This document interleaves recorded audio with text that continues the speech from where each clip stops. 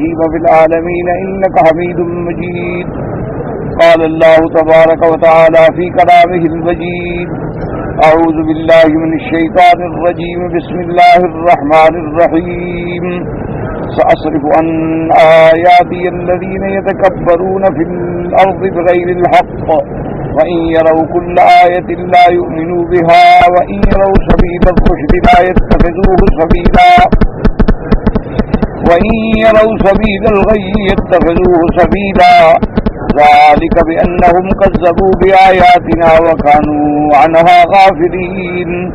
والذين كذبوا بآياتنا ولقاء الآخرة حبطت أعمالهم هل يجزون إلا ما كانوا يعملون.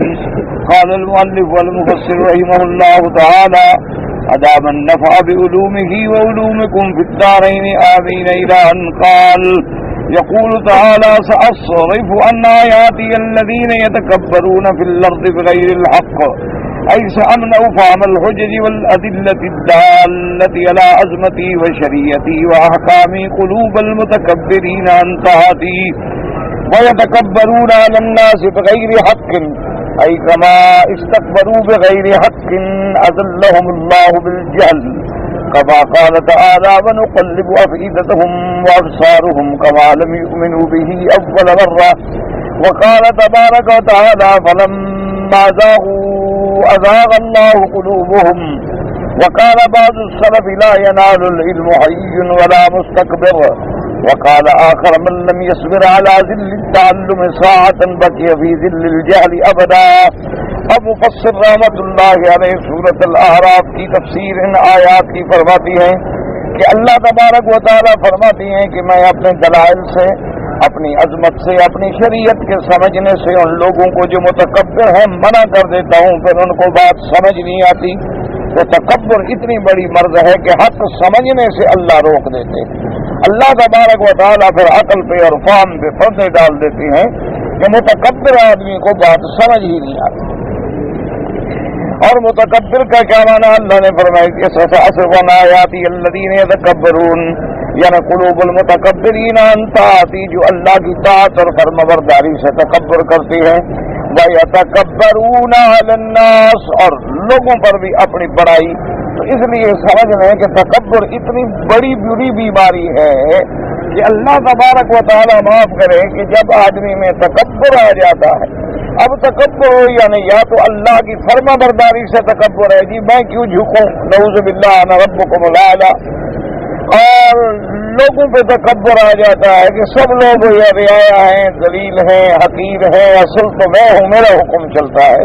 تو اللہ تبارک و تعالیٰ پھر ایسے لوگوں کو حق اور ہدایت کی سمجھ سے بھی محروم کر دیتے ہیں، اور وہ ہمیشہ پھر علم سے محروم ہو کے جہل کی گہرائیوں میں گمراہ ہوتے رہتے ہیں.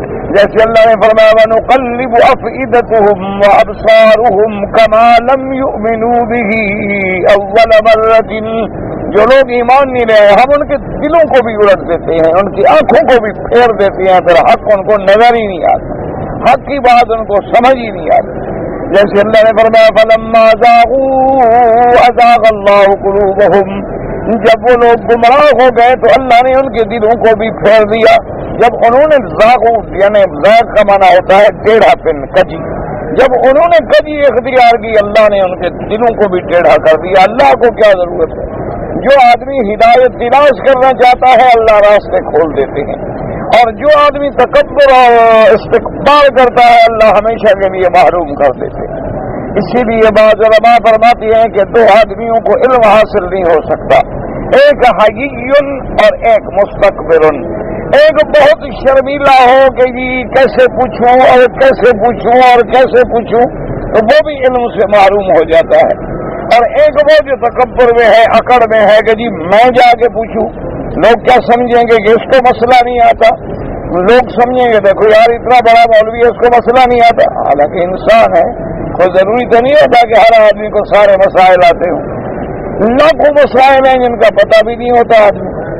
امام مالک رحمت اللہ علیہ جیسے آدمی جو امام دارالہجرہ تھے، اپنے وقت کے امام ہیں، اور جن کو اللہ تبارک و تعالیٰ نے بہت عظیم مرتبہ عطا فرمایا، اور جنہوں نے حضور صلی اللہ علیہ وسلم کی حدیث کی کتاب موطا امام مالک سب سے پہلے لکھی ہے، امام بخاری رحمۃ اللہ علیہ نے تو بہت بعد میں لکھی۔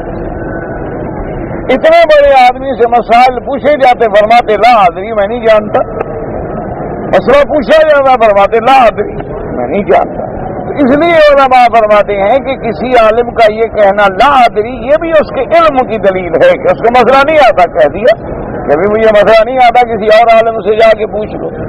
لیکن مسئلہ نہ آئے اور بیان کرے، یہ تو سب سے بڑا جاہل ہے کہ ایک اس کو علم بھی نہ ہو، مسئلہ بھی نہ جانتا ہو، پھر بھی اپنا بیان کرتا چلا جائے۔ اس لیے علماء فرماتے ہیں کہ دو آدمیوں کو علم کبھی حاصل نہیں ہوتا۔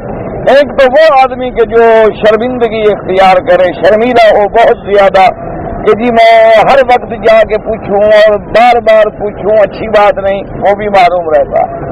اور متکبر جو ہے وہ بھی ہمیشہ معروم ہوتا ہے۔ اور اسی طرح بعض علماء نے یہ فرمایا کہ جو بندہ علم حاصل کرنے کے لیے 1 گھنٹے کی ذلت برداشت نہیں کر سکتا، اللہ اس کو زندگی بھر کی حالت کی ذلت میں مبتلا کر دیتے ہیں، کیونکہ علم حاصل کرنے کے لیے تو آدمی کو تواضع کرنی پڑتی ہے، علم حاصل کرنے کے لیے تو آدمی کو مٹ جانا پڑتا ہے، علم حاصل کرنے کے لیے تو آدمی کو جھکنا پڑتا ہے، علم حاصل کرنے کے لیے تو آدمی کو اپنے اساتذہ کا اتنا بڑا مرتبہ دل میں رکھنا ہوتا ہے کہ جیسے امام شافعی رحمۃ اللہ علیہ فرماتے ہیں من علمنی حرف فانا له عبد۔ امام شافعی فرماتے ہیں جس بندے نے مجھے ایک علم کا ایک حرف بھی پڑھایا ہے، میں اس کا غلام ہوں، چاہے تو مجھے بیچ دے اور چاہے تو مجھ سے خدمت لے۔ تو عالم کا معنی تو یہ ہوتا ہے کہ علم کے لیے انسان کو تکلیفیں برداشت کرنی پڑتی ہیں، علم کے لیے انسان کو ذلت اور تواضع اور عاجزی برداشت کرنی پڑتی ہے۔ تو جو لوگ عاجزی برداشت کرتے ہیں، ذلت برداشت کرتے ہیں، انہی کو پھر اللہ تبارک و تعالیٰ اونچا کر دیتے ہیں۔ اسی لیے حضرت والد صاحب رحمۃ اللہ علیہ فرماتے تھے کہ جب حضرت عبید اللہ سندھی رحمۃ اللہ علیہ مکہ میں تھے اور وہ جبل ابی قبیس جو پہاڑ ہے اس پہ ایک پرانا گھر تھا، اس میں رہتے، تو والد صاحب رحمۃ اللہ علیہ فرماتے ہیں کہ ہم نے کئی دفعہ عرض کیا کہ حضرت آپ پہاڑ پہ بیٹھے ہیں، مہربانی کریں حرم میں درس دیں، لوگ آپ کے درس سے فائدہ اٹھائیں، آپ کی علم سے فائدہ اٹھائیں، اور آپ چھپ کے یہاں پہاڑ پہ بیٹھے ہوئے ہیں، کون آتا ہے 1-2 طالب آ جاتے ہیں پڑھنے کے لیے۔ تو اس نے فرمایا کہ خیر محمد، اب استاد بھی مر گئے اور پڑھنے والے بھی مر گئے، اب تو استاد بھی ہمارے مر گئے اور ہمارے پڑھنے والے طالب جو تھے وہ بھی مر گئے، اب تو جس کو پڑھاؤ وہی نقصان پہنچاتا ہے، تو کیا کریں؟ نہ اب شاگردوں میں ادب رہا، نہ پڑھانے والوں میں شفقت رہی۔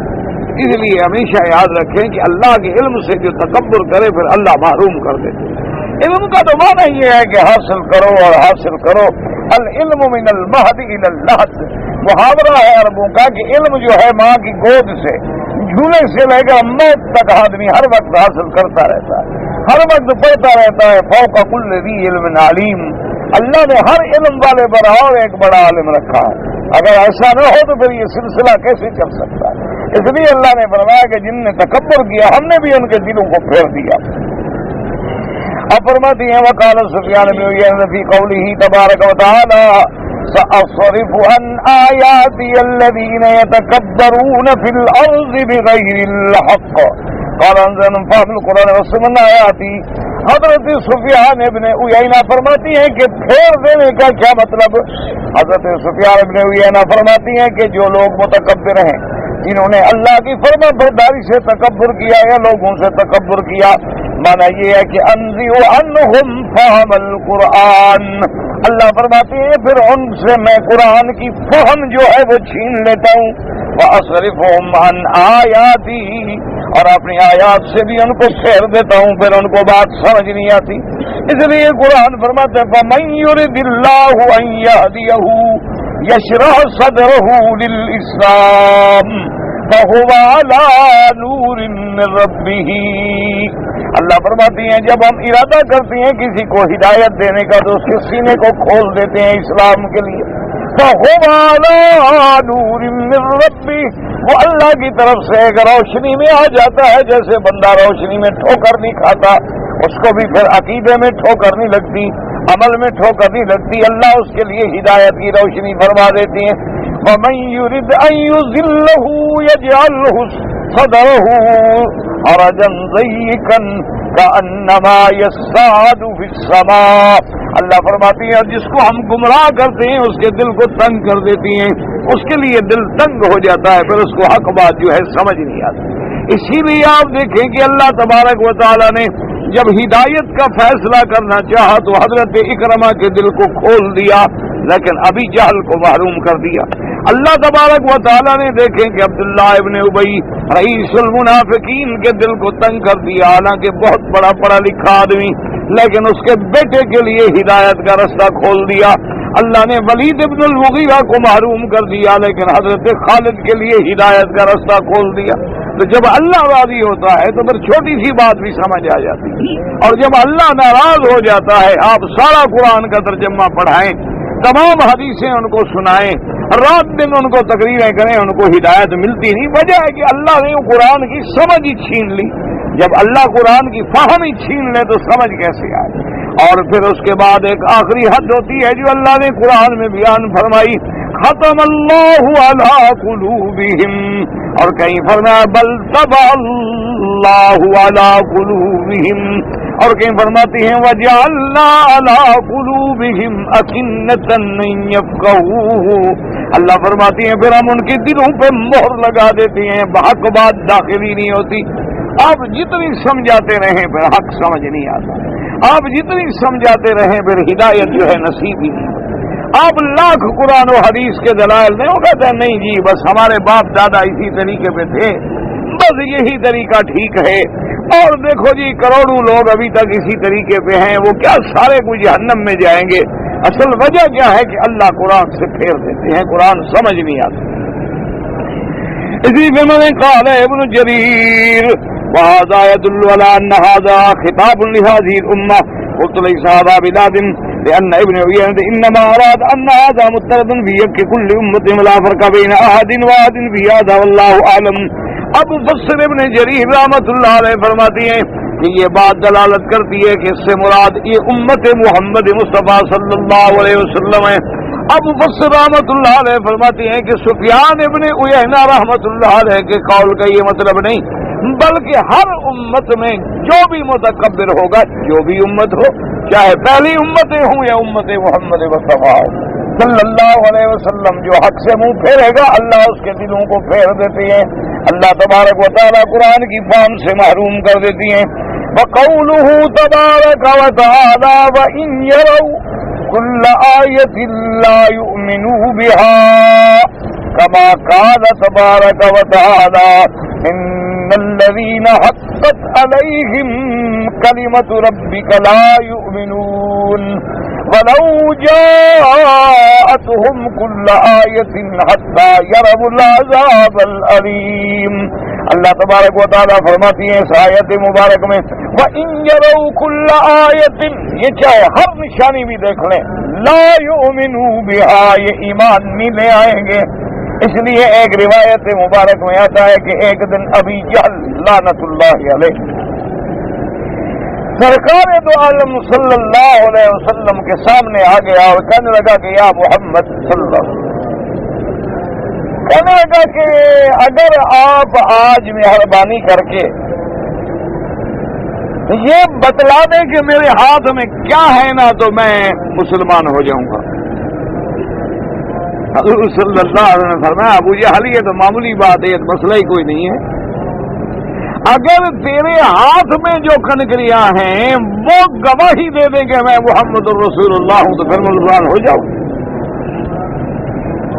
تو اس نے کہا ہاں جی ہو جاؤں گا. تو اب کنکریوں نے جب کلمہ پڑھا تو کہنے لگا اچھا یا محمد مجھے پتہ نہیں تھا آپ اتنے بڑے جادوگر ہیں کہ پتھروں پہ بھی جادو چلتا ہے. آپ سامنے نشانی دیکھ لی ہے لیکن نہیں مان. اس کی وجہ یہ نہیں کہ وہ بڑے بہادر تھے، اللہ محروم کر دیتے.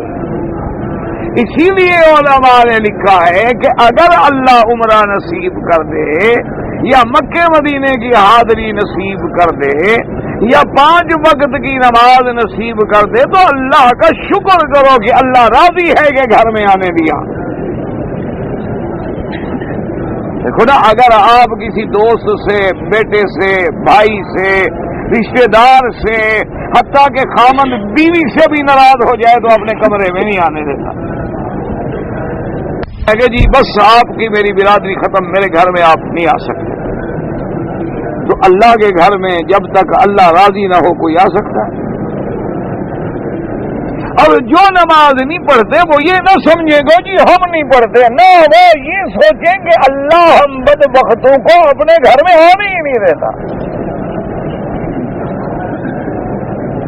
اللہ تبارک و تعالیٰ کا یہ فیصلہ ہے کہ یہ اتنے مردود اور لانتی ہیں کہ دور رہے میرے گھروں سے.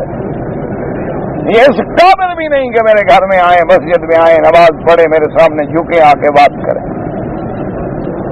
اس لیے ہمیشہ اللہ تبارک و تعالی اگر کوئی توفیق عطا فرما دے کہ آپ نے عمرہ کر لیا، آپ نے طواف کر لیا، رات کو اللہ نے آنکھ کھول دی، آپ نے 2 4 6 7 8 رکعت تہجد پڑھ لی، تو شکر کرو اللہ کا کہ اللہ تیرا شکر ہے کہ تو نے توفیق بخشی، تیرا شکر ہے کہ تو نے اپنے کعبے میں بٹھا کے ہمیں قرآن پڑھنے کی توفیق بخشی ہے.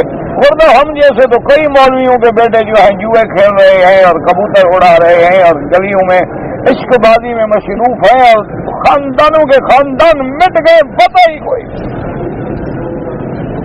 یہ اس کا کرم ہے، وہ چاہے تو اپنا کام لے لے، وہ چاہے تو اپنے گھر میں آنے دے، وہ چاہے تو نماز کی نعمت نصیب فرما دے، وہ چاہے تو قرآن کی تلاوت نصیب فرما دے.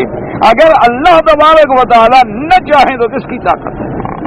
اس لیے ہمیشہ اگر اللہ عبادت کی توفیق دے تو خدا کا شکر، اللہ تبارک و تعالی کا ہر حال میں شکر ادا کریں.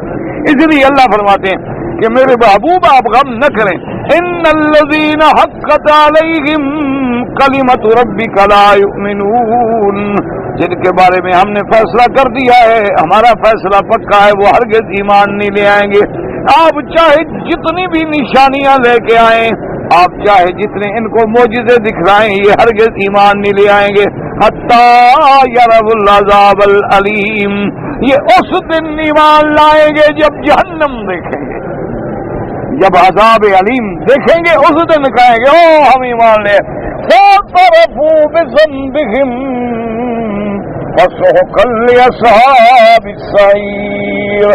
اللہ فرماتا ہے قیامت والے دن جہنمی جب جہنم پہ آئیں گے تو کہیں گے مولا ہمارا گناہوں کا اقرار ہے، ہم نے باقی کفر کیا، شرک کیا، مہربانی کر. ہمیں اللہ فرمائے گی اب بربادی ہو، ہلاکت ہو، تمہارے لیے جہنم ہے، اب افسوس کرو یا اقرار کرو، اس کا کوئی فائدہ نہیں، تم نے دنیا میں وقت ضائع کر دیا. اس لیے اللہ فرماتا ہے ان یروا سبیل الرشد لا يتخذوه سبیلا ای وان ظہر لهم سبیل الرشد ای طریق النجات لا يسلكوه وان ظہر لهم طریق الہلاک والضلال يتخذوه سبیلا.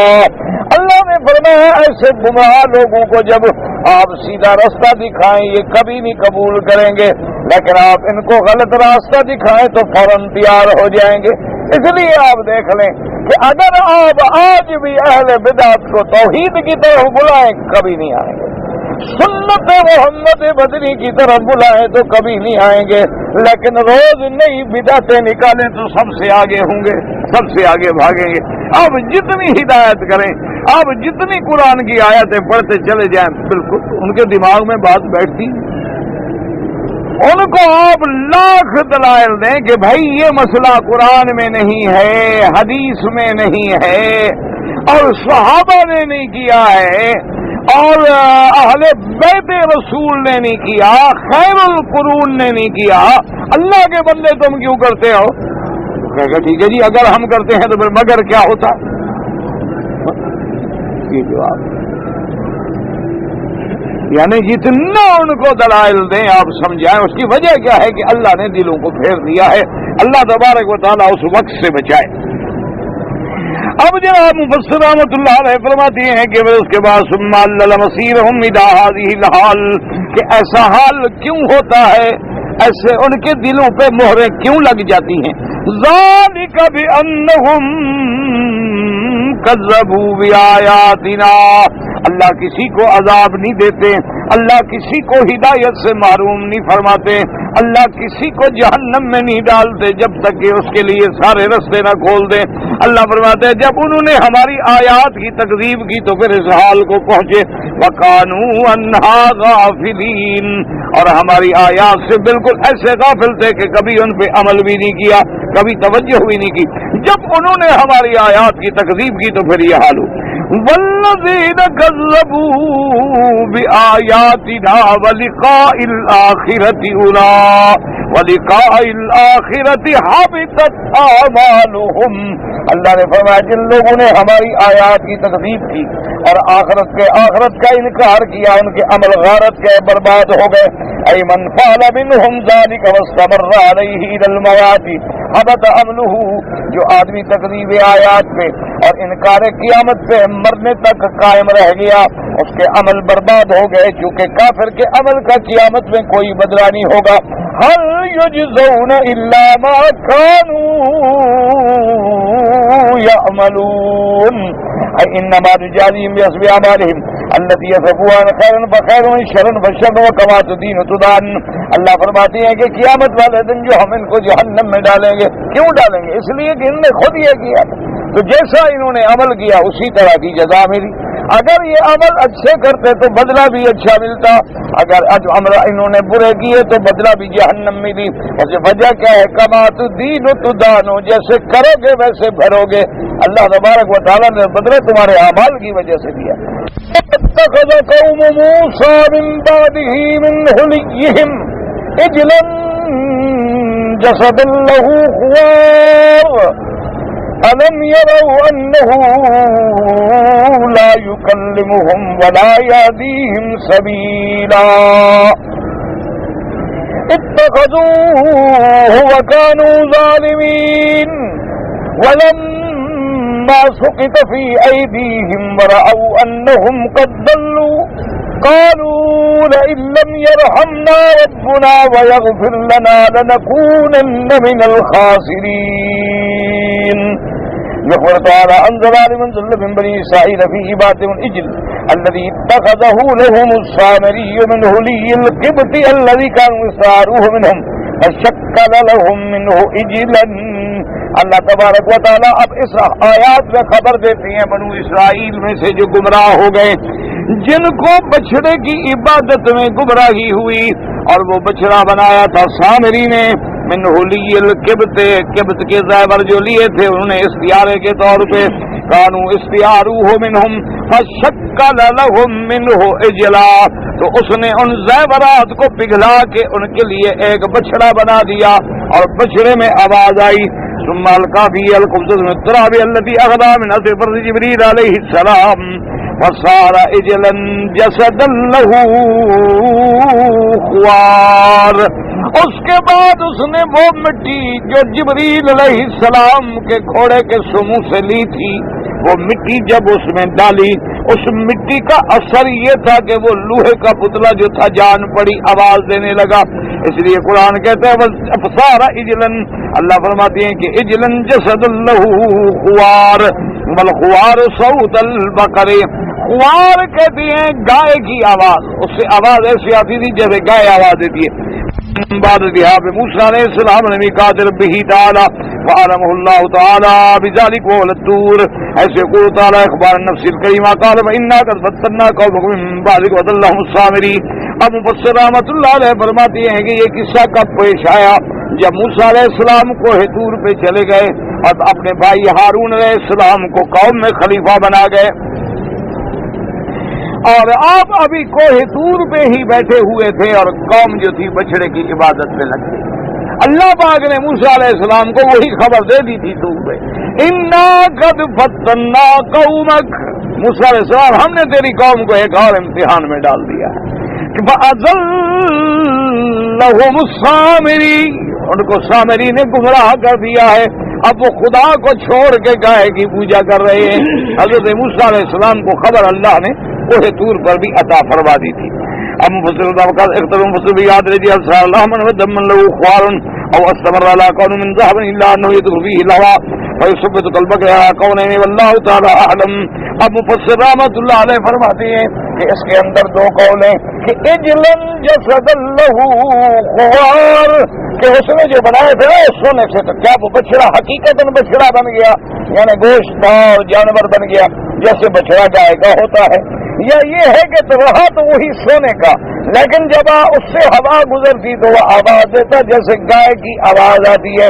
اس میں مفسرین ہیں کہ آپ کے دو قول ہیں، بعض فرماتے نہیں وہ حقیقتاً بچڑا بن گیا، اور بعض کہتے نہیں وہ رہا وہی سونے کا، اور لیکن اس سے آواز ایسی آتی تھی جیسے گائے کی آواز آتی ہے۔ اب مفسر رحمۃ اللہ علیہ اور ان لما ثبت اجرک سوالو واختلفوا به وقالوا هذا الهكم والہ موسیٰ فنسیا۔ اب مفسر رحمۃ اللہ علیہ فرماتے ہیں کہ جب اس بچڑے سے گائے کی آواز آنے لگی تو اب اور ارد گرد ناچنے لگے۔ یہ مقصد یہ ہے کہ یہ ناچنا بھی پرانے مسئلے سے ہے، جیسے آج کل دیکھا نہیں آپ، وہ کہتے ہیں ملنگ ناچتے ہیں، وجد آ جاتی، کہتے ہیں وجد آ گیا، ناچ رہے ہوتے ہیں اور گا رہے ہوتے ہیں اور قبروں پہ اور پتہ نہیں کیا کیا کر رہے ہیں۔ مقصد یہ وہی سامری سے پرانا رشتہ ہے، وہ پرانا مسئلہ ہے۔ اس وقت بھی انہوں نے کیا کیا کہ جناب ناچنا شروع کر دیا اور گانا شروع کر دیا، اور اس کے ارد گرد رقص کر رہے ہیں اور جھوم جھوم کے ناچ رہے ہیں، جناب لگے ہوئے ہیں۔ آج تک وہی اثرات چلے آ رہے ہیں لوگوں میں، اللہ تبارک و تعالیٰ معاف فرمائے۔ اور اس کے بعد کہتا ہے کہ اس بدبخت نے کیا کہا، وقالوا ھذا الہکم والہ موسیٰ فنسیا، کہ یہ تمہارا بھی خدا ہے، موسیٰ کا بھی خدا یہی ہے۔ موسیٰ علیہ السلام بھول گئے۔ افلا يرون الا يرجع اليهم قولا ولا يملك لهم ضرا ولا نفعا۔ اللہ نے فرمایا میرے محبوب دیکھو کیسی بدبخت قوم ہے، کیا وہ نہیں دیکھ رہے کہ یہ بچڑا ہے، کچھ بھی نہیں کر سکتا، بات بھی نہیں کر سکتا، نفع نقصان بھی نہیں دے سکتا، خدا کیسے بن گیا؟ جیسے یہاں فرماتے الم يروا انه لا يكلمهم ولا يهديهم سبيلا۔ اللہ فرماتے ہیں میرا محبوب دیکھو کیسے قوموں کی عقل الٹ گئی ہے کہ بچڑے کے آگے کھڑے ہیں، اس کو خدا بنا رہے ہیں، اس سے مدد مانگ رہے ہیں جو بات بھی نہیں کر سکتا، جو ہدایت بھی نہیں دے سکتا، جو نفع نقصان بھی نہیں دے سکتا، جو کوئی فائدہ بھی نہیں پہنچا سکتا۔ ينكر تعالى عليهم في ضلالهم بالإجل وذهولهم عن خالق السماوات والأرض ورب كل شيء ومليكه أن عبدوا معه إجل جسدا له خوار لا يكلمهم ولا يرشدهم إلى خير ولكن غطى على أعين بصائرهم هم الجهل والضلال۔ اللہ پاک فرماتی ہے میرا محبوب دیکھو اس قوم کی بدبختی، اس قوم کی بدعقلی دیکھو کہ خالق السماوات والارض، جس نے آسمان و زمین بنائے، جو آسمانوں اور زمینوں کا مالک ہے، اس کو چھوڑ کے بچڑے کے آگے کھڑے۔ یعنی دیکھو عقل کیسے ماری گئی ہے کہ اللہ نے ایسی عقل چھین لی ہے کہ وہ خالق السماوات والارض ہے، اور یہ کس کے آگے کھڑے ہیں؟ ہاتھ باندھ کے بچڑا، گاؤ ماتا، بت، دیوی دیوتا، مورتیاں، صورتیں بنی ہوئی، تماثیل بنے ہوئے، بت بنے ہوئے، اور جناب اب تو آپ نے سنا ہوگا کہ ہندو جو ہے نا سانپ بھی نظر آئے اس کی بھی عبادت کرتے ہیں۔ کہتے ہیں کہ دیکھو جی اس میں بھی تو ایک طاقت ہے نا کہ بندے کو ڈنگ مارے تو بندہ مر جاتا ہے، تو یہ مارنے کی طاقت رکھتا ہے تو خدا تو ہوا نا، اس کے اندر خدائی طاقت تو آ گئی ہے۔ اور بے وقوف ہوا آج کل تو 7 سال کا لڑکا کلاشن کوف لے کے آدھے سکول کے بچے مار دیتا ہے، وہ بھی خدا بن گیا۔ آج کل تو سکولوں میں بچے جو ہے نا وہ فلمیں دیکھتے ہیں نا بیچارے، آخر وہ اس کا پریکٹیکل تو کرنا ہوتا ہے نا، انہیں تجربہ تو کرنا ہوتا ہے نا، 7 سال۔ اور یہ ہمارے غریب ملکوں کے نہیں، جاہل ملکوں نہیں، ایڈوانس ملکوں کی بات ہے، جو بہت ترقی یافتہ ملک ہیں، ان کے 8 سال کے بچے، 11 سال کے بچے، 7 سال کے بچے گھر سے بندوقیں لے کے آتے ہیں اور اپنے ساتھیوں کو کلاس میں بیٹھے ہوئے بھون ڈالا۔ جب ان کو پکڑا گیا، پوچھا گیا ہوگا تو وہ کیا کر رہے ہوگا؟ میں ٹرائی، میں بھی کوشش کر رہا ہوں۔ دیکھو نا جی، آخر وہ جب آپ فلمیں دکھائیں گے ان کو تو کیا کریں گے؟ آخر انہوں نے جو دیکھے گا وہ سیکھے گا. دیکھو نا, ماں باپ نماز پڑھے تو چھوٹا بچہ بھی کھڑا ہو جاتا ہے اللہ اکبر, اور اس کو کوئی پتہ نہیں بیچارے کو کہ اللہ اکبر کیا ہے, اس کو کوئی پتہ نہیں کہ رکوع کیا ہے, سجدہ کیا ہے. اچھا چھوٹا بچہ دیکھے ماں باپ کو کہ ڈھول لے کے جا رہے ہیں مزار شریف پہ, وہ بھی ساتھ جائے گا ڈھول لے کے مزار پہ. وہ دیکھتا ہے کہ ماں باپ جو ہے ہاتھ باندھے قبر شریف پہ کھڑے ہیں, وہ بھی ہاتھ باندھ کے کھڑا ہو جائے گا, وہ کہے گا کچھ ہے. تو جو ہم ان کے دماغوں میں, ان کے خالی ذہن میں بھر رہے ہیں, وہی تو پریکٹیکل آئے گا, آگے نتیجہ تو آئے گا ہمارے سامنے. اس لیے یعنی اب بھی اس دور میں جو آپ کہتے ہیں نا کہ 21ویں صدی, 21ویں صدی کا جو آپ کے ہاں دور ہے, ہم تو خیر نہ 21ویں مانتے ہیں, ہم تو ابھی 1400 ختم ہے اور 21واں سال لگا ہوا ہے, ابھی تو 15 بھی نہیں آئے, تمہارے خیر 21 میں پہنچ گئے. اچھا, اور 21 میں بھی ایسے جمپ کیا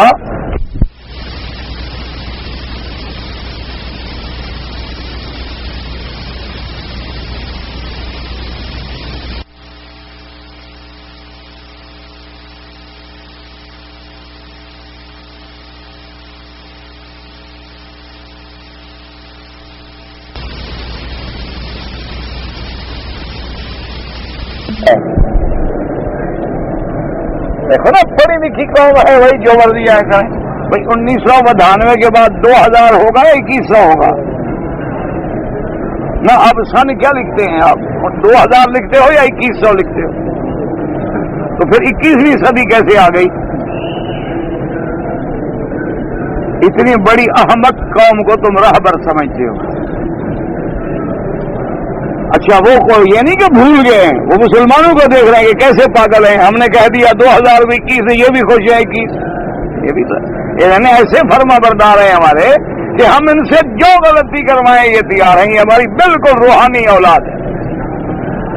جو ہم حکم دیں گے تعمیل کریں گے. ہم کہیں گے دن ہے, رات ہے رات ہے. ہم کہیں گے 21ویں صدی ہے, کہیں گے 21ویں صدی. اچھا, آج وہ کہہ دیں کہ نہیں جناب 25ویں صدی ہے, کہیں گے ہاں جی ٹھیک ہے, بھول گئے ہوں گے کمپیوٹر میں, ذرا غلطی ہوگی یار, 25ویں صدی ہوگی. پڑھے لکھے لوگ تھوڑا جھوٹ بولتے ہیں, جھوٹ تو ہم بولتے ہیں جو غریب ہوتے ہیں. یہ اللہ کے عذاب ہیں, اللہ کے عذاب سے ڈرو.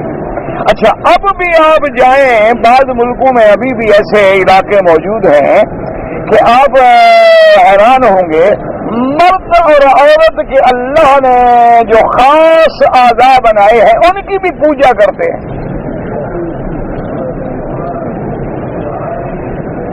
اگر آپ کو یقین نہ ہو نا, کوئی ہندوستانی بزرگ تو آئے ہوئے ہیں نا, بہت سارے علماء بھی آئے ہوئے ہیں, اور ہندوستانی ہمارے حاجی بھی آئے ہوئے ہیں, ان سے پوچھے کہ لنگم کا پوجا ہوتا ہے کہ نہیں ہوتا. کیوں؟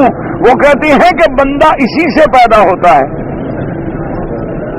تو اس میں بھی تخلیق کا اثر تو ہو گیا نا, لہٰذا اس کی بھی پوجا کرو.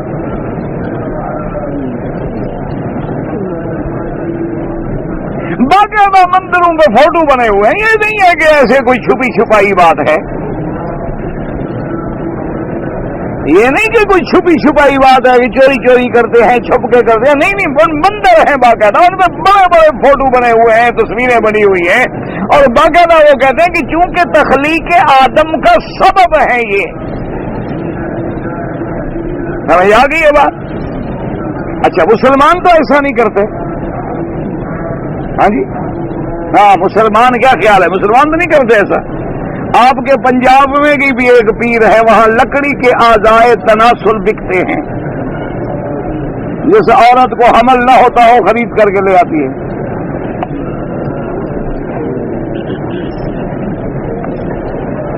یقین نہ ہو تو پنجاب میں جا کے پوچھ لینا. یہ بھی ایک مولوی حرم میں بیٹھ کے خدا کے گھر کے سامنے جھوٹ بول رہا تھا, اور اگر بات سچی نکلے تو وہاں شرک اور بدعت سے, قبر پرستی سے کھڑے ہو کے توبہ کر لیں. اچھا, کبے والی سرکار پہ دیکھیے آپ نے کہ نہیں دیکھی, ایمان سے کہو, دیکھیے کہ ایک بندہ ننگ دھڑنگ بیٹھا ہے, ہم ادھر ادھر کبے بیٹھے ہوئے ہیں, وہ بزرگ ہے.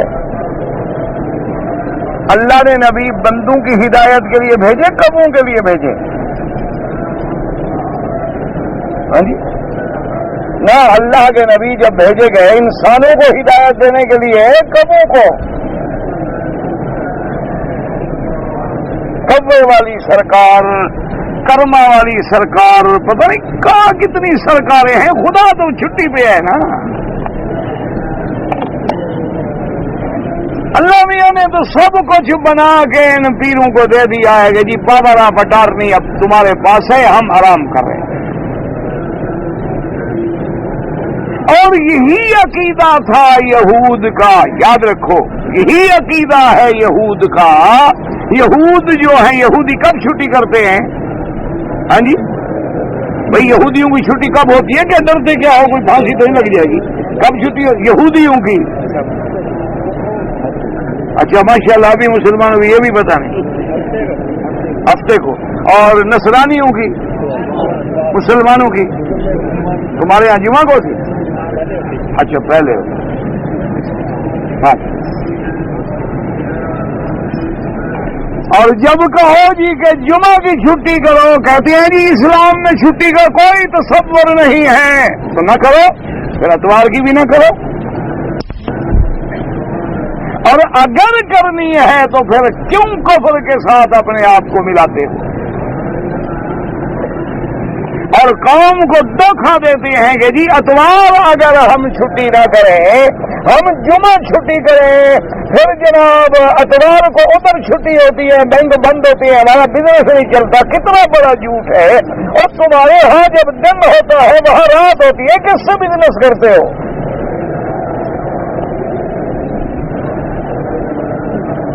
اور تمہارا اور ان کا تو 12 گھنٹے کا فرق ہے۔ اور جن اسلامی ملکوں میں جمعہ کی چھٹی ہے ان کے کاروبار بند ہو گئے۔ ایک معنی ہے، اچھا سبت کا کیا معنی؟ سبت کا معنی یہ ہے کہ اللہ نے آسمان و زمین اور ساری مخلوق جو بنائی کتنے دنوں میں؟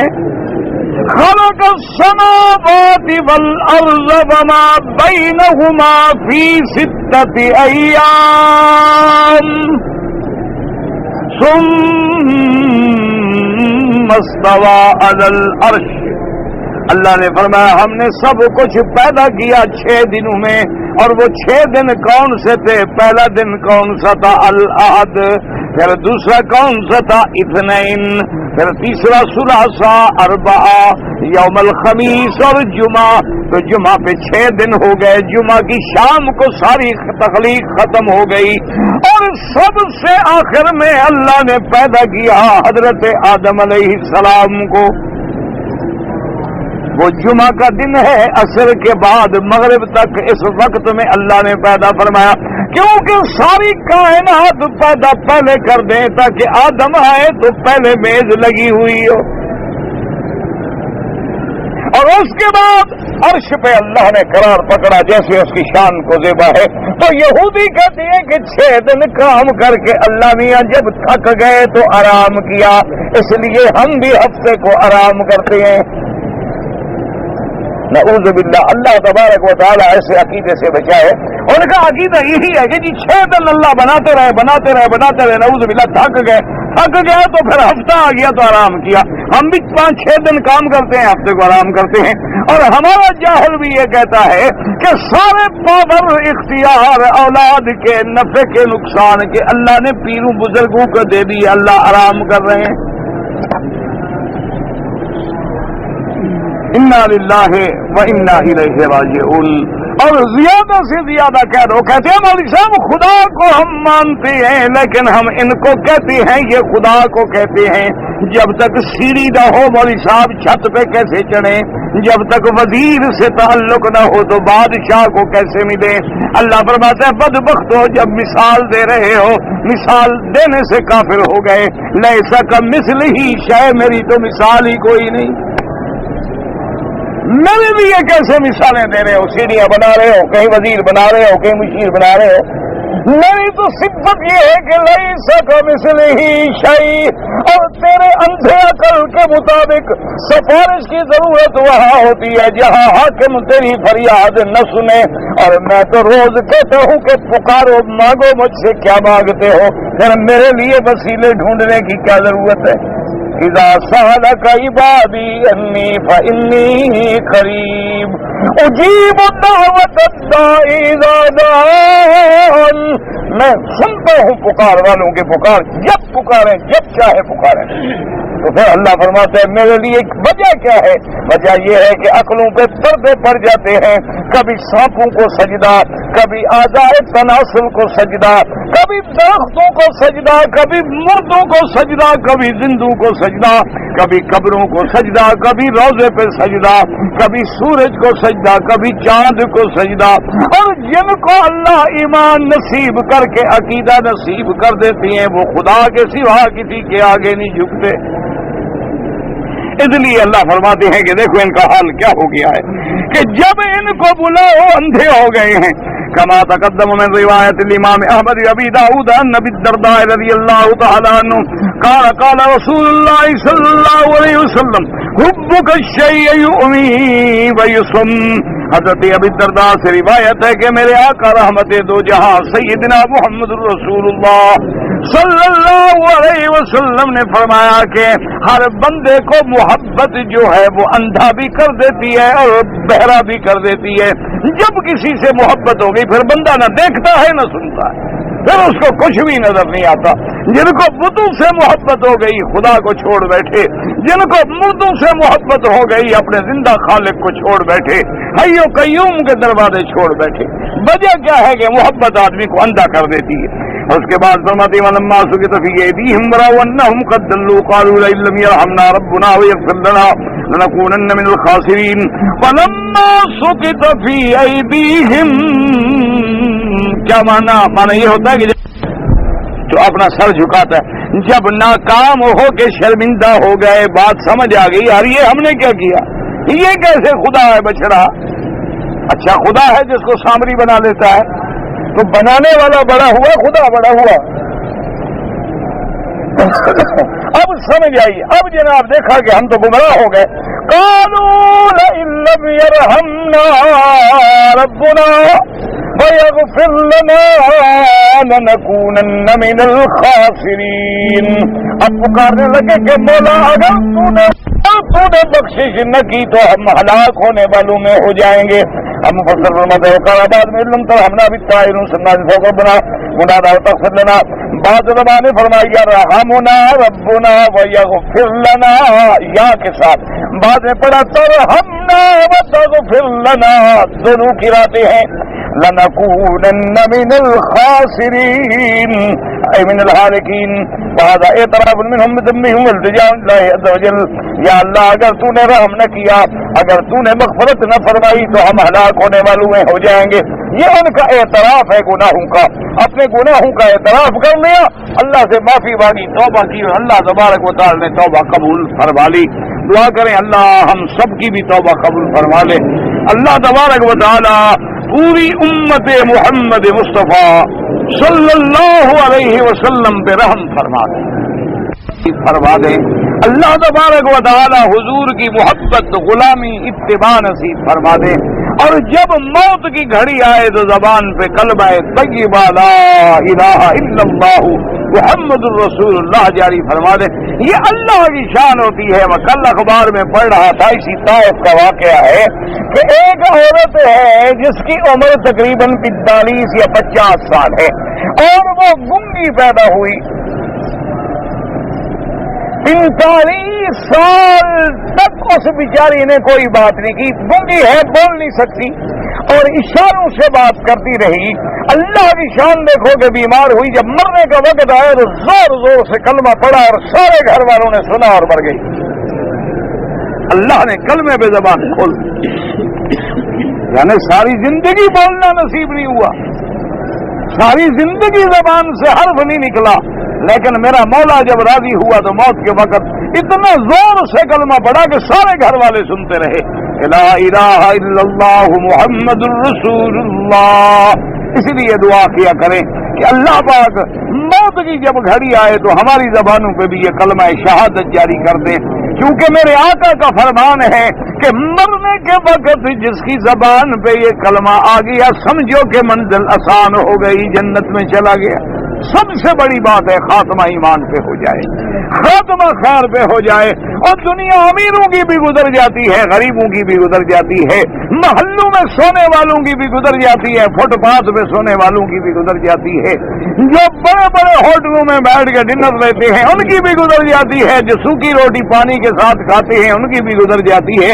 اصل دعا تو یہ کرو کہ اللہ اگلی آخرت خراب نہ کرے، جس میں ہم نے ہمیشہ رہنا ہے۔ یہ تو چند دن کی زندگی ہے، کتنی زندگی ہے؟ آدمی کی عمر کتنی ہو جائے گی؟ 60 سال، 70 سال، یہ 60 اور 70 کے درمیان۔ حضور پاک نے فرمایا میری امت کی عمر جو ہے زیادہ سے زیادہ 60 اور 70 کے درمیان ہوگی۔ کئی لوگ ہوں گے تھوڑے تھوڑے جو 100 پر بھی پہنچ جائیں گے۔ بس حضرت سلمان فارسی رضی اللہ تعالی عنہ، سیدنا سلمان کی عمر پتہ ہے کتنی تھی؟ 250 سال رضی اللہ تعالی عنہ وارضاہ۔ حضرت انس رضی اللہ تعالی عنہ خادم رسول اللہ صلی اللہ علیہ وسلم کی عمر 120 سال سے تجاوز کر گئی تھی۔ تو ایسے تو واقعات ہوتے ہیں کہ کوئی بندہ 100 پہ گزر گیا، 150 پہ، 2 پہ، لیکن اکثر امت محمد پاک کی جو عمر ہے وہ 60 اور 70 کے درمیان ہے۔ چلو منٹ کے لیے 80 سال لگا لیں، 80 سال میں 40 سال تو رات کو سوتے ہوئے گزر گئے نا جی۔ باقی جناب آپ 10 12 15 سال کے بعد بالغ ہوئے، پہلے تو آپ بالغ ہی نہیں تھے، احکام شروع ہی نہیں ہوئے۔ اس میں آپ نے جناب ماشاءاللہ کالجوں میں اسکولوں میں بھی پڑھا ہے، کرکٹ بھی کھیلنا ہے، فٹ بال بھی کھیلنا ہے، کتنا ٹائم ہے جو تم نے اگلے جہان کے لیے دیا ہے خدا کو۔ کاروبار بھی کرنا ہے، تجارت بھی کرنی ہے، دوست احباب بھی ہے، فلم بھی دیکھنی ہے، VCR پہ بھی بیٹھنا ہے، ڈش بھی لگے ہوئے ہیں، انٹرنیٹ بھی نیا آیا ہے، آخر اس سے بھی فائدہ حاصل کرنا ہے۔ تو باقی کتنی ٹائم ہے جو تم خدا کے لیے دے رہے ہو؟ بس یہی حساب کر لیا کرو کہ ہم نے اس دنیا کے کمانے کے لیے تو رات دن جاگ رہے ہیں، پیسہ پیسہ، میری کوٹھی بن جائے، کار بن جائے، گاڑی بن جائے، گن مین پیچھے بیٹھے ہوں، لوگ سمجھیں بڑا۔ اس جہان کے لیے بھی کچھ کر رہے ہو کہ نہیں جس میں ہمیشہ رہنا ہے ہم نے؟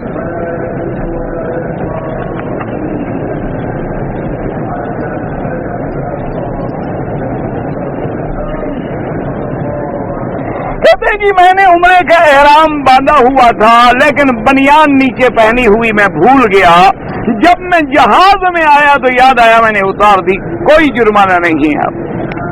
باقی میں نے سونے کی انگوٹھی پہنی ہوئی تھی، وہ بھی میں نے جب 2 رکعت پڑھے تو وہ بھی میں نے اتار دی، میرا عمرہ ہو گیا۔ عمرہ تو جناب بالکل آپ کا ہو گیا، لیکن سونے کی انگوٹھی پہننا مرد کے لیے حرام ہے۔ حضور پاک نے 2 چیزیں ہاتھ میں لی، سونے کا ٹکڑا اور ریشم کا ٹکڑا، فرمایا ہذان حرامان علی ذکور امتی، کہ اللہ نے یہ 2 چیزیں جو ہے میری امت کے مردوں پہ حرام کر دی ہیں، سونا بھی اور ریشم بھی، خالص ریشم۔ یہ جو آج کل ہوتا ہے نا یہ پولیسٹر وغیرہ، یہ تو ربڑ کے کپڑے ہیں، یہ ریشم نہیں ہوتا۔ خالص ریشم جو کیڑے سے نکلتا ہے اور اس سے جو کپڑے بنائے جاتے ہیں وہ حرام ہے مردوں کے لیے، اور سونا جو ہے وہ تھوڑا ہو یا زیادہ ہو وہ حرام ہے، اس لیے سونے کی انگوٹھی ویسے ہی نہ پہنا کرے۔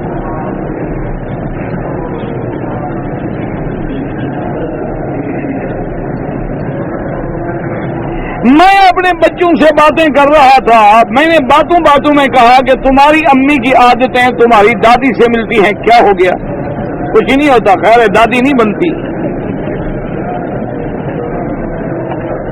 جی مرد کے لیے مہندی لگانا ناجائز ہے، اگر کوئی زخم ہو جائے پاؤں میں یا کسی جگہ علاج کے لیے لگائے تو جائز ہے، اور عورتوں کے لیے مہندی لگانا ضروری ہے کہ ان کے ہاتھ مہندی میں ہر وقت رہے، تاکہ اللہ یہ بھی نہیں چاہتا کہ اس کے اصل رنگ پر کسی کی نظر پڑے۔ پر نیند آ گئی مجھے اور نماز چھوٹ گئی تو آپ پہ گناہ نہیں ہوگا اگر جاگنے کے بعد آپ نے فوراً نماز قضا کر لی، لیکن روز آپ سو جائیں تو پھر تو بالکل گناہ ہے۔ جی نیند آ گئی تھی. کل تو گھڑیاں بھی موجود ہیں, الارم بھی موجود ہیں, اٹھانے والے بھی موجود ہیں.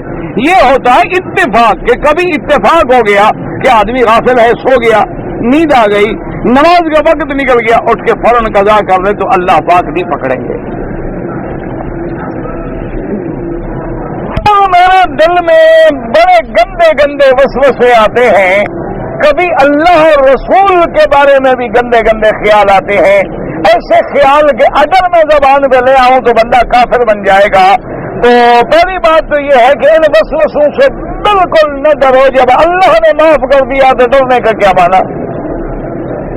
ایک دوسری بات یہ ہے کہ یہ وسوسے ان لوگوں کو آتے ہیں جن کے اندر اللہ نے ایمان کی دولت رکھی ہے. اگر ایمان کی دولت ہی نہ ہو تو وسوسے نہیں آتے, کبھی گناہگار کو نہیں آئیں گے. جتنا آدمی شرابی کبابی ہو کبھی وسوسہ نہیں آئے گا, کیونکہ اصول ہے ڈاکو وہاں ڈاکہ مارتا ہے جہاں دولت ہو. جب اندر ایمان ہے نہیں, شیطان کیوں محنت کرے؟ شیطان محنت ہی وہی کرتا ہے جہاں وسوسہ آتا. بچے امتحان دے رہے ہیں, اللہ ہر بچے کو کامیاب فرمائے. اور اس امتحان کا فکر ہے, بچوں کو آخرت کے امتحان کے لیے بھی تیار کیا ہے کہ نہیں؟ یہ تو فکر ہے نا, میرا بیٹا ایم اے کر لے, بی اے کر لے, ایل ایل بی کر لے, سی ایس پی کر لے, پی سی ایس کر لے, فلاں کر لے, یہ کر لے. لیکن اس آخرت کے امتحان کے لیے بھی تو تیار کرو, اس کے لیے بھی تو دعائیں کرو کہ اللہ بچوں کو صالح بنائے, اللہ بچوں کو دین پہ لگائے, اللہ قرآن والا بنائے, اللہ علم دین نصیب کرے. وہ بھی دعا کیا کرو نا. یہ بھی دنیا کا علم بھی حاصل کرو, لیکن سب سے مقدم جو ہے وہ اللہ کے دین کا علم ہے. بحرین سے عمرہ کرنے کے لیے آئے ہیں, ہمارے ساتھ بچے تھے, ایک 2 سال کا, ایک 6 سال کی بچی. وہ صفا مروا نہیں دوڑے, کوئی حرج نہیں, وہ بالغ ہی نہیں, ان پہ کوئی احکام نہیں. اگر آپ کے ساتھ کر لیتے اچھی بات ہے, نہیں کیا تو کوئی حرج نہیں. عمرے کا طواف کر لیا, لیکن 2 رکعت پڑھنا بھول گئے. امام ابو حنیفہ رحمۃ اللہ علیہ کے نزدیک وہ 2 رکعت واجب ہیں, جب یاد آئے 2 رکعت پڑھ لو. باقی ائمہ کے نزدیک سنت ہے, اگر نہ بھی پڑھیں تو کوئی حرج نہیں.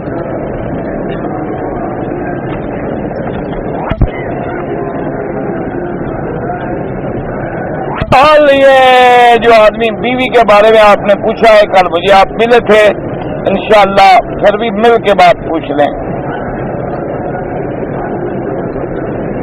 بہن ہے, ایک کو باپ نے شادی کیا ہے, دوسری بہن کو اس کے لڑکے نے شادی کیا, تو کوئی حرج نہیں. کیا حرج ہے؟ وہی دونوں اجنبی ہیں نا, لڑکے کے لیے بھی اجنبی ہے, باپ کے لیے بھی اجنبی ہے. تو اگر ایک وہ لے آئے ایک وہ لے آئے تو کیا ہو کیا کوئی حرج نہیں, جائز ہے. یہ دن آدم جب ہمارے باپ ہیں تو ہم بھی اپنے آپ کو سید کہلوائیں. کیوں کہلواؤ؟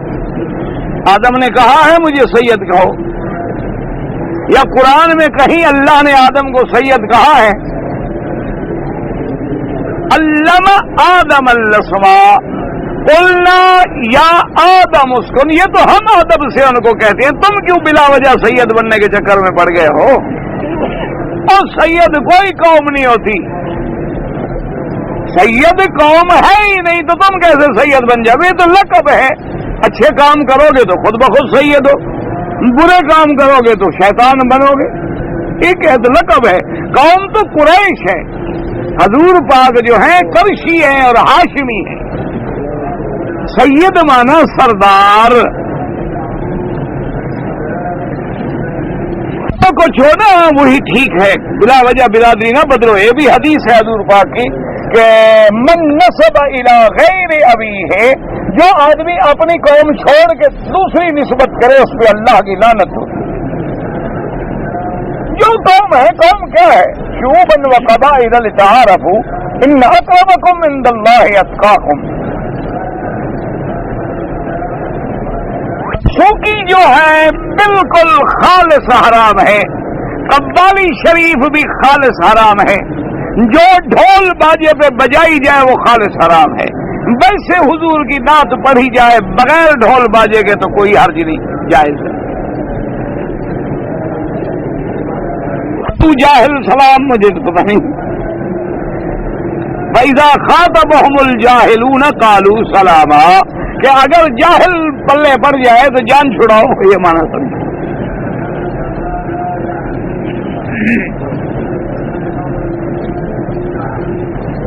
مدینہ منورہ کی میقات سے احرام باندھ کے آیا، میرے بدن پہ ایک بال تھا لمبا، میں نے توڑ دیا. ایک بال توڑنے سے کچھ نہیں ہوتا، 1-2 ریال خیرات کر دو.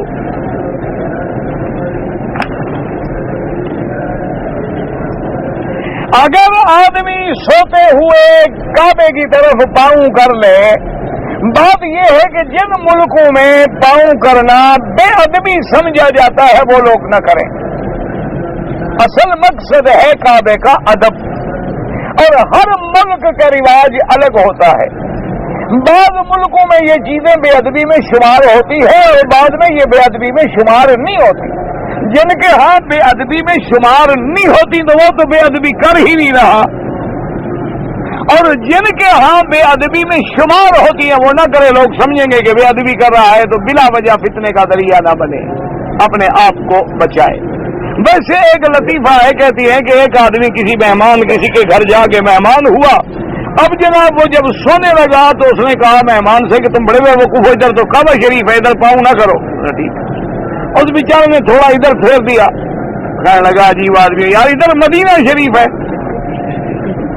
اس غریب نے اور پھیر دیا، نے کہا تمہیں نہیں پتا ادھر تو پیران پیر کا مزار ہے. تو اس نے کہا پر سیدھی بات کرو کہ میں چلا جاؤں، سوؤں نہ، اور کیا کروں. اب یہ تو نہیں ہو سکتا کہ میں کھڑا رہوں.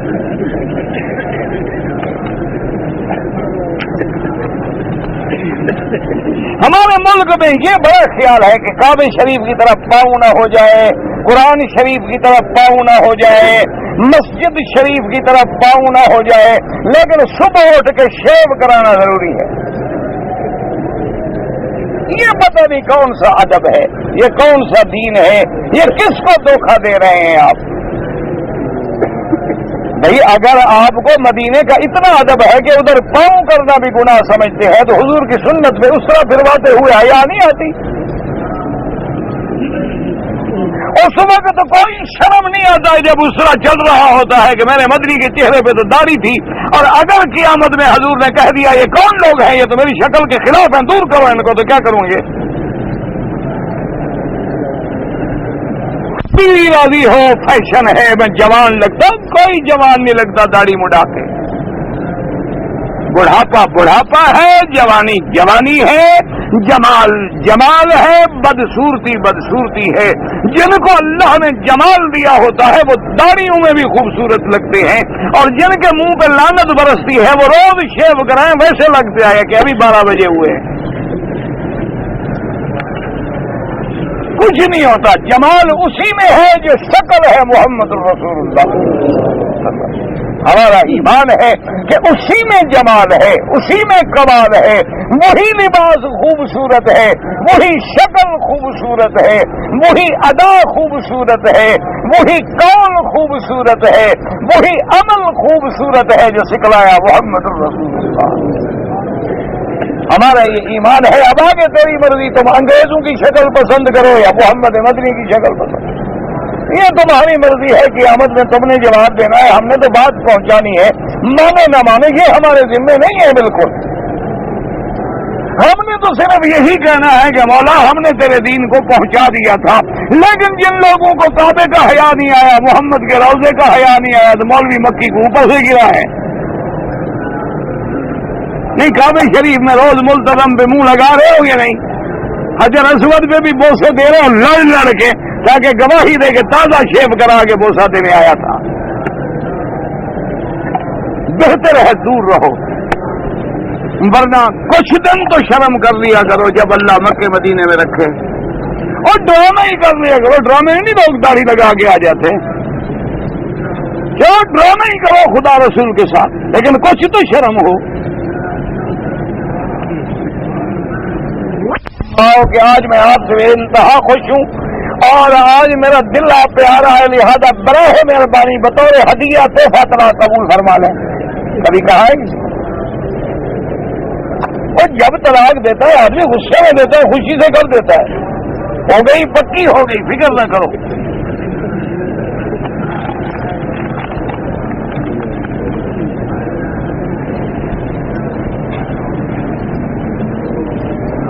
میں غریب ہوں، میری نوکری میں مدد، آپ نوکری ڈھونڈے کہیں ملے تو میں سفارش کے لیے حاضر ہوں، ڈھونڈ میں نہیں سکتا. واللہ تعالی عالم علمہ وتم. اللہم صلی علی سیدنا محمد وعلی آل سیدنا محمد کما صلیت علی ابراہیم وعلی آل ابراہیم فی العالمین انک حمید مجید. یا اللہ پورے عالم اسلام پہ رحمت فرما، عالم اسلام کی عزت کا فیصلہ فرما. یا اللہ بیت المقدس مسلمانوں کے حوالے فرما. یا اللہ قبلہ اول سے یہودیوں کو خارج فرما. یا اللہ مجاہدین کشمیر، فلسطین، شیشان مسلمان جس ملک میں ہیں جان مال آبرو عزت کی حفاظت فرما. یا الہ العالمین یا ارحم الراحمین، بیماروں کو شفا عطا فرما، بے حیاؤں کو حیا عطا فرما، بے دینوں کو دین عطا فرما، بے اولادوں کو اولاد عطا فرما. جن کی اولادیں ہیں ان کو صالح بنا.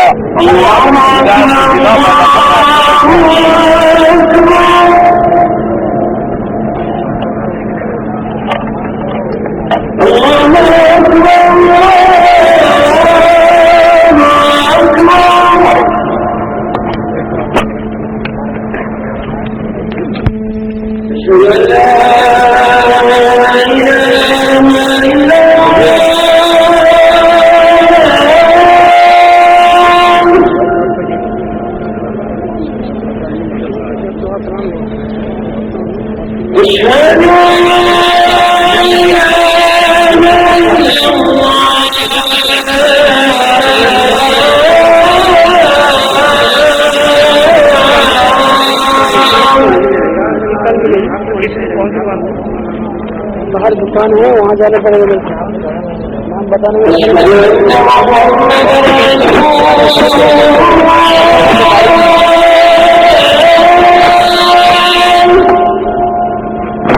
یہ سب بتا دیا نہیں بتایا گیا.